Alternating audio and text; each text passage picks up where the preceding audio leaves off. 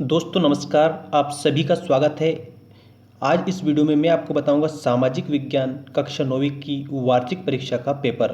दोस्तों ये पेपर आ चुका है हमारे पास में और आज मैं आपको इस सामाजिक विज्ञान के पेपर के सभी प्रश्नों के उत्तर आपको बताऊंगा। ये ध्यान रखना, एक एक जो क्वेश्चन है आपको एक एक क्वेश्चन को हल करना है, एक भी क्वेश्चन को छोड़ना नहीं है। दोस्तों ये इंग्लिश मीडियम और हिंदी मीडियम दोनों के लिए है। दोस्तों अच्छे से आप ध्यान रखेंगे, एमपी बोर्ड।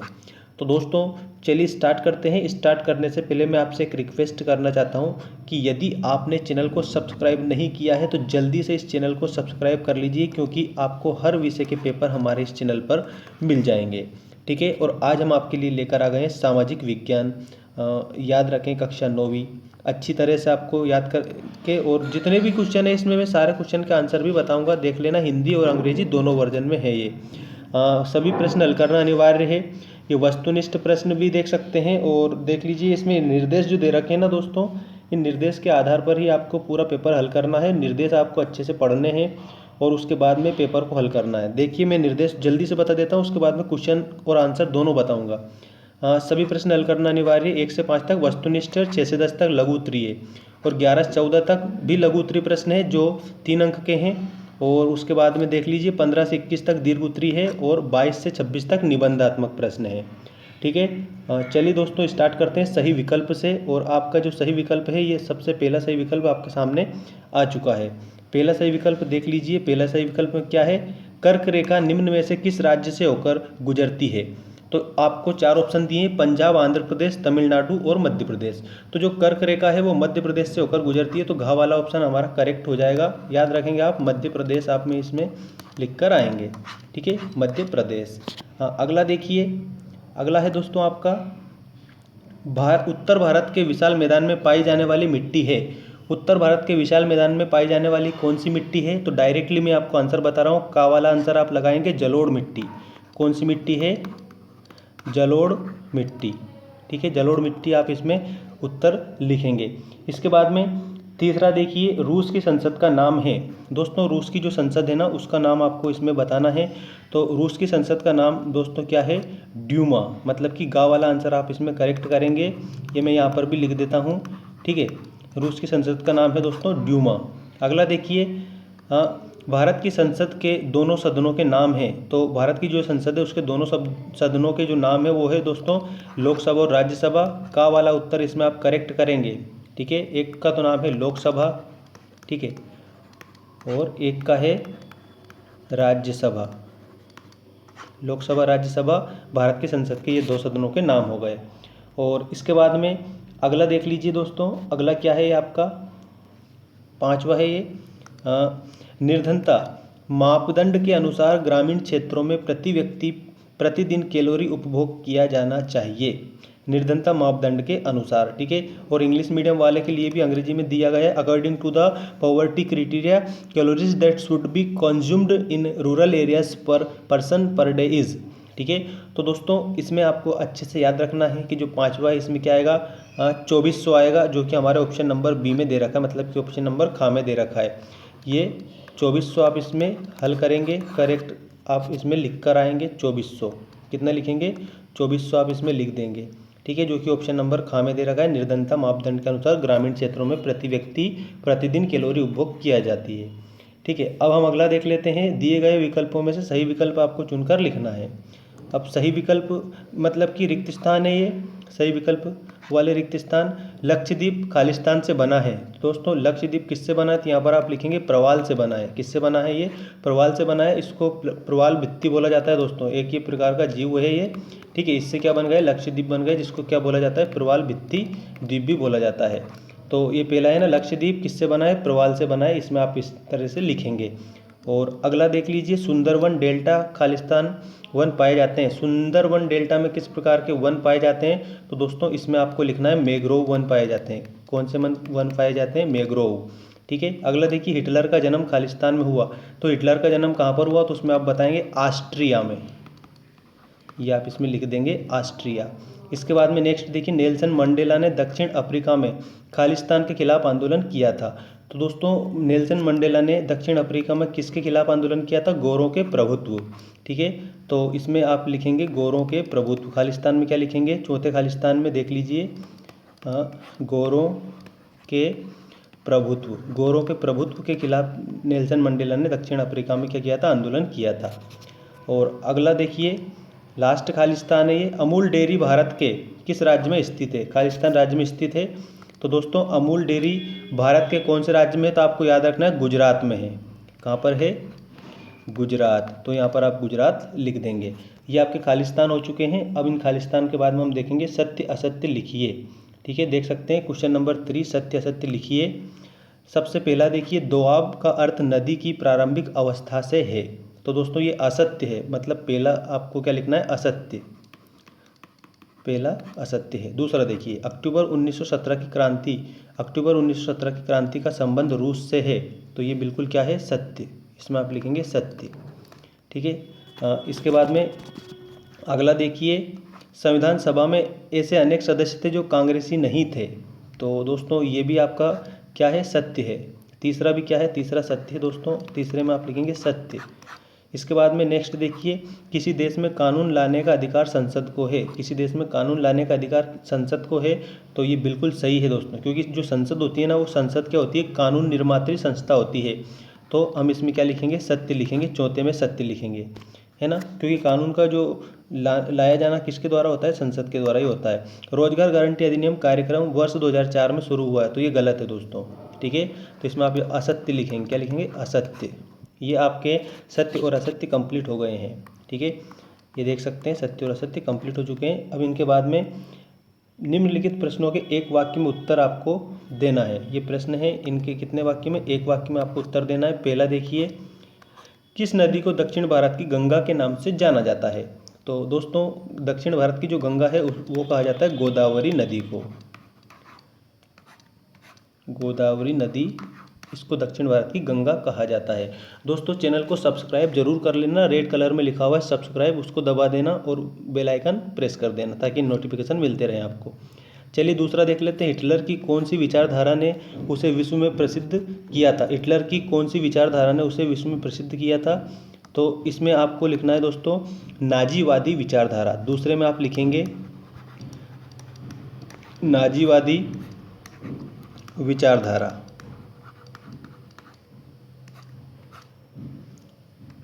तीसरा देखिए, उच्च सदन किस सदन को कहा जाता है?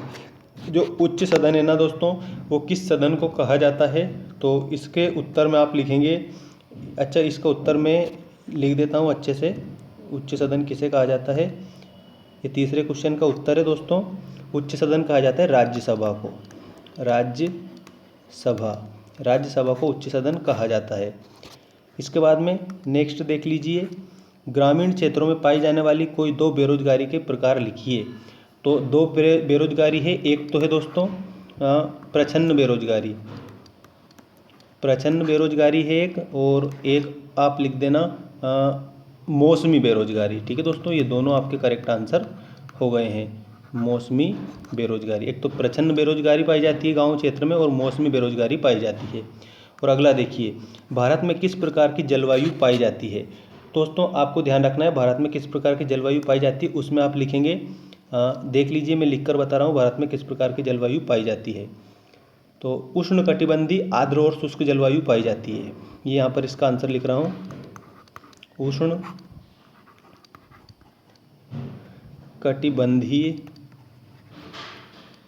उष्णकटिबंधीय आर्द्र व शुष्क जलवायु, उष्णकटिबंधीय आर्द्र और शुष्क जलवायु भारत में पाई जाती है। और ये आपके एक शब्द और एक वाक्य में उत्तर कंप्लीट हो गए हैं दोस्तों, है ना। अब मैं आपको बताऊंगा सही जोड़ी बनाइए। ठीक है, सही जोड़ियाँ बनाइए। तो इसमें आप अच्छे से हल करेंगे, सही जोड़ियाँ बनाइए में। देखिए,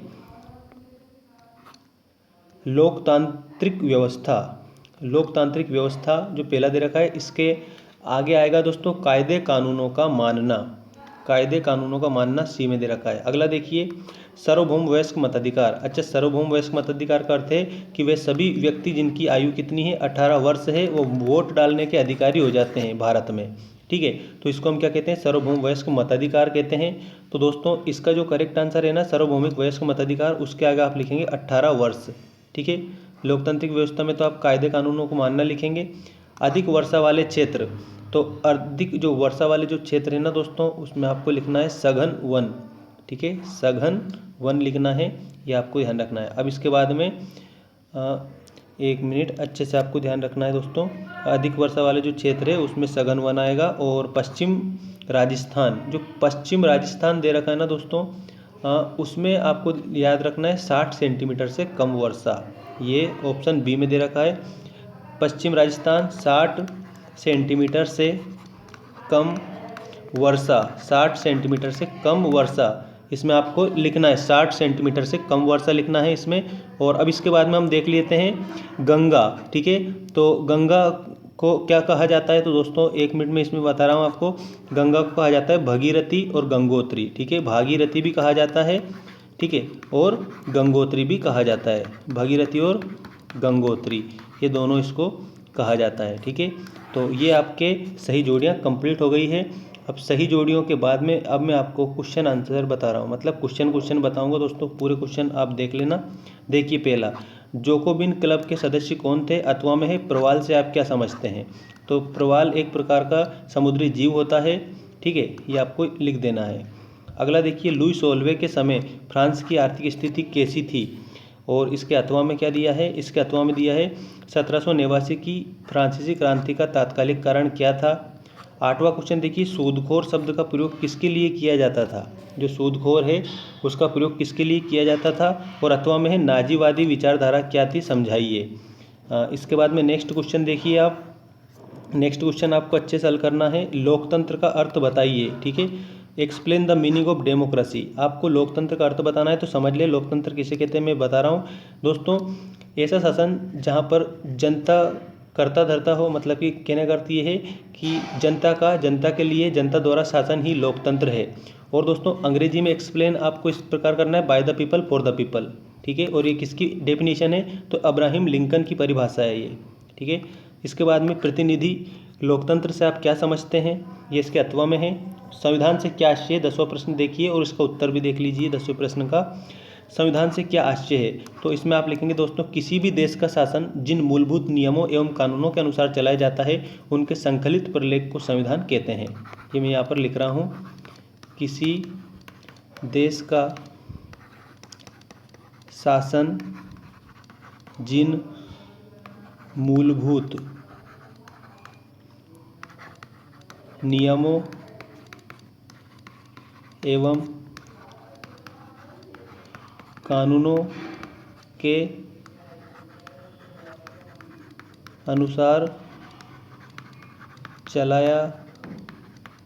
जाता है उनके संकलित प्रलेख को संविधान कहते हैं। उनके संकलित प्रलेख को संविधान कहते हैं। ठीक है, किसी देश का शासन जिन मूलभूत नियमों एवं कानूनों के अनुसार चलाया जाता है उनके संकलित प्रलेख को क्या कहते हैं, तो उनके संकलित प्रलेख को दोस्तों संविधान कहते हैं। ठीक है, अब अगला इसी में है, नेल्सन मंडेला को कब गिरफ्तार किया गया और किस जेल एवं द्वीप पर रखा गया। ये अथवा का था इसलिए। हाँ, इसके बाद में दोस्तों मानक समय से आप क्या समझते हैं, 11वां प्रश्न है, मानक समय से आप क्या समझते हैं। What do you understand by the standard time. Standard time के बारे में आपको इसमें बता देना है। इसके बाद में नेक्स्ट देखिए, नेक्स्ट क्वेश्चन है आपका, नेक्स्ट क्वेश्चन में आपको अथवा में है, स्वेज नहर का निर्माण कब हुआ, इससे भारत को क्या क्या लाभ हुआ। और 12वां क्वेश्चन देखिए, भारतीय कृषि को मानसून का जुआ क्यों कहा जाता है। भारतीय कृषि को मानसून का जुआ इसलिए कहा जाता है क्योंकि मानसून पर निर्भर है ये। ठीक है, किस पर निर्भर है, मानसून पर निर्भर है इसलिए। जेट स्ट्रीम क्या है, तो दोस्तों ये पवन है, याद रखना।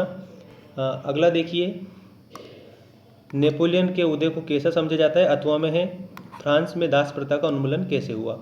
14वां क्वेश्चन देखिए, कुलक शब्द को परिभाषित कीजिए, और अथवा में है, रूसी क्रांति को प्रेरित करने वाले भारतीयों के बारे में लिखना है। और इसके बाद में सदाबहार वन एवं पतझड़ वन में अंतर आपको लिखना है। अथवा में है भारतीय वन्य प्राणियों की दृष्टि से धनी देश है, समझाइए। मतलब कि जो भारत है वन्य प्राणियों की दृष्टि से धनी देश है, ये आपको इसमें समझाना है। अगला देखिए, न्यूरेमबर्ग नागरिकता अधिकार सितंबर 1935 क्या था, समझाइए। और अथवा में है नाज़ी सोच के खास पहलू क्या थे। ठीक है, अब 17वां क्वेश्चन देख लीजिए दोस्तों। 17वां क्वेश्चन क्या है, भारत में लोकतंत्र के खिलाफ अपने तर्क लिखिए। लोकतंत्र के खिलाफ अपने तर्क आपको लिखना है। इसमें कहाँ पर की बात है, भारत की।